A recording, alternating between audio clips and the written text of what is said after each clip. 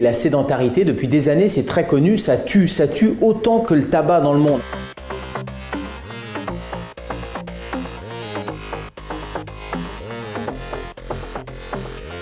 La sédentarité, la définition, c'est bouger moins de 30 minutes par jour. Le matin, on prend le petit déjeuner assis, on prend sa voiture ou les transports en commun assis, on va au bureau, on est assis, surtout que les transports en commun ou la voiture, on l'a garée au pied du bureau. À midi, on va faire une pause qui est assise et donc au fil de la journée, on a passé 8 heures en position sédentaire.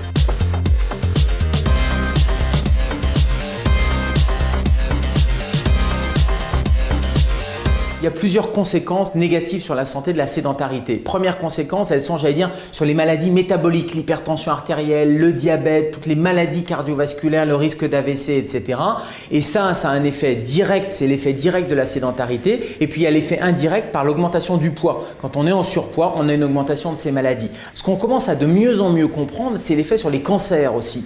Augmenter sa sédentarité, c'est malheureusement augmenter le risque de cancer. Cancer digestif, le cancer du côlon, cancer gynécologique aussi. Et pourquoi? Les études sont en train de montrer que ça a un effet sur les chromosomes. C'est-à-dire que le fait de rester assis raccourcit les chromosomes, l'extrémité des chromosomes qu'on appelle les télomères. Et puis il y a un troisième effet qui pourra expliquer en partie les maladies neurodégénératives, Alzheimer, les maladies de Parkinson. On voit que ça a un effet négatif sur les maladies du système neurologique et donc la sédentarité augmente le risque de maladie d'Alzheimer.